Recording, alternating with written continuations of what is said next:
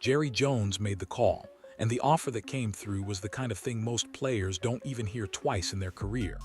$200 million, a fresh start in Dallas, a franchise with the money, the spotlight, and an owner who is clearly staring down the last stretch of his legacy run and knows it. Jerry Jones has been emotional on camera before, talking about wanting one more Super Bowl before time runs out. He knows the clock is ticking. And when a guy like that starts making desperate moves, he usually means it. But Shedeur Sanders said no. And that is the part nobody seems to know what to do with. Because this wasn't just some random player turning down a different uniform. This was a quarterback who had already decided where he wanted his story written. This was a player who spent an entire winter in the Browns facility, putting in the work before the owner even got there, before the cameras started rolling, before the media circus built itself around him. And when the Cowboys came calling with a massive offer attached, Shedeur didn't flinch. He stayed right where he was. That one decision changed the entire conversation. Because suddenly, all the noise about the future quarterback being in college right now started looking a lot weaker. All the talk about the 2026 class replacing him. All the hype about 2027 being the real reset. All of it started sounding like pressure, not analysis. And if you've been paying attention, that pressure has been building for a while. Here, what Jerry Jones understood before a lot of people in Cleveland did. He saw the difference between a quarterback who was buried and a quarterback who was actually bad. He watched Shedeur get tossed into a brutal situation with almost no preseason reps, no real runway, and a ton of skepticism hanging over him before he even had a fair chance to show what he could do. Then he watched him fight through it anyway, win games, handle the spotlight, stay composed. And that's the part Jerry Jones wanted. Because owners like Jerry don't just chase talent, they chase belief. They chase the player they think can survive the pressure when everything gets ugly. And with Dallas, the pressure is always ugly. That's why the Cowboys framework wasn't some fantasy. It was real enough that analysts were already talking about it publicly. They were already building trade packages, already discussing what Cleveland could get back, already asking if Andrew Berry should even answer the phone. And at the center of all of it was one question: is Shedeur Sanders included in the deal? The answer from Shedeur himself just became the loudest answer possible. No. And that tells you everything you need to know about why Jerry Jones wanted him so badly in the first place. Jerry wasn't thinking 10 years ahead. He wasn't worried about some theoretical 2027 rebuild. He was acting like a man who knows his window is shrinking. He wants one more shot, one more run, one more title before the window closes completely. That kind of urgency changes everything. It makes the money real. It makes the offer believable. It makes the idea of Shedeur in Dallas almost too tempting for a team like Cleveland to ignore. But that's the thing. Cleveland didn't ignore it. They saw it. They understood the value, and Shedeur still said no. That's what makes the next part so important. Because while Dallas was building a deal, the media was building something else entirely. A narrative. A pressure campaign dressed up like analysis. The same old line kept getting pushed. The Browns' real future quarterback is in college right now. That sentence sounds clean on paper. It sounds harmless. But it's actually a way of telling Shedeur he doesn't belong in the long-term plan. It's a way of saying his current success is temporary, that he's just holding the seat warm for somebody better, somebody younger, somebody unproven, somebody the media has already decided on before they ever took a snap. And that's where the 2026 class came in. For months, people were acting like that quarterback class was going to solve everything.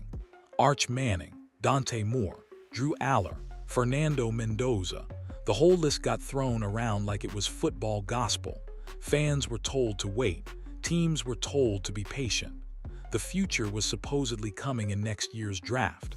The message was simple: why commit to Shedeur when the next class will be better? But then the season started showing people what those projections were really worth. A lot of the supposed elite names weren't living up to the hype. Drew Aller didn't look like some can't-miss savior.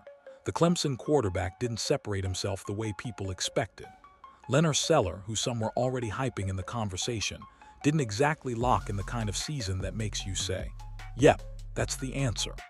Even Arch Manning, the name that gets treated like it's bigger than football itself, had stretches where he didn't look like the automatic star people were promising. And that's the danger of the hype cycle. It lets people pretend unknown quarterbacks are already better than the guys who are actually producing. That's why the comparison to Shedeur keeps falling apart. He already played. He already dealt with the noise. He already lived through the impossible setup in Cleveland. He already showed he can handle pressure, criticism, and a broken situation without folding. Meanwhile, the guys being used to replace him are still being projected, not proven. That's a massive difference. And then you get to Fernando Mendoza, the one quarterback in that conversation who actually started to look like a legitimate first-round option. But even there, the media blind spots told their own story. Mendoza was doing the same thing Shedeur got blasted for patting the ball before throws, and suddenly the conversation changed. No articles, no outrage, no anonymous sources, no parade of people saying he'd never succeed in the NFL. That silence said a lot. Because if ball patting was really the fatal flaw they made it out to be when Shedeur did it, then why wasn't it a problem when Mendoza did it too? Why did the criticism disappear the second the quarterback changed? That's where people started realizing the same old pattern was still alive and well. Different player, different treatment, same football habit, totally different response. That's what makes the future QB is in college narrative so exhausting. It keeps moving the goalpost. If one prospect struggles, it becomes the next one. If that one struggles, another name gets pushed forward. It never ends. And the goal is never really to evaluate the current quarterback honestly. The goal is to create enough doubt that people stop trusting what's right in front of them. But Shedeur saw through that. And that's why the Cowboys' offer didn't pull him away. Because this wasn't just about Dallas. It was about the fact that Cleveland had already become the place where he was building something real. He had the work in. He had the relationship with the staff. He had already gone through the stress test. He had already earned the right to stand there and say, "This is where I want my story to continue." That matters. A lot of players talk about wanting control over their future. Very few actually exercise it when the money gets real. When a franchise with Dallas resources comes calling and the number gets that high, most guys at least listen all the way through. But Shedeur didn't take the bait. He didn't let Jerry Jones turn the situation into a bargain sale. He chose the place where he already believes the foundation exists. And now Cleveland has to deal with the real meaning of that decision. Because when a player turns down $200 million from a legacy franchise to stay where he is, the conversation changes permanently. It is no longer, can Shedeur fit in Cleveland? Now it becomes, is Cleveland good enough for Shedeur? That's a much harder question. And the Browns' front office knows it. They know exactly what it looks like when a quarterback with leverage decides not to leave. They know what it means when the player in question has already dealt with media attacks, roster uncertainty, and draft class comparisons all year long. They know the pressure just got heavier, not lighter. Because now every move they make has to say something. Every decision becomes part of the answer. If they keep building around him, then they're admitting he's the guy. If they keep flirting with draft hype and future projections, then they're basically telling him they don't fully believe yet. That's a dangerous place for any organization to be. And it gets even more interesting when you think about what the Cowboys' offer actually exposed. The Browns had leverage because Dallas wanted something they already had. They wanted the quarterback. They wanted the playmaker. They wanted the guy they believe can survive the pressure. That's not nothing. That's the kind of call you only get if the league already sees the value in the player you've got. So when analysts say Cleveland should have taken the deal immediately, they're not just talking about the money. They're talking about the bigger picture. They're talking about adding draft capital. They're talking about moving up in the first round. They're talking about loading up on picks for a class that might be stronger in other spots. They're talking about flexibility. But flexibility only matters if you don't already have the right guy. And the whole point of Shedeur saying no is that he believes they do. That is the part that cuts through all the noise. Not Dallas, not the media, not the draft class debate, not the endless future quarterback talk. The real story is that Shedeur Sanders looked at everything in front of him and decided he didn't need to reset. He didn't need to start over somewhere else. He didn't need to chase a shiny new destination just because the money was big. He stayed because he thinks the story is already moving in the right direction. Now the Browns have a choice.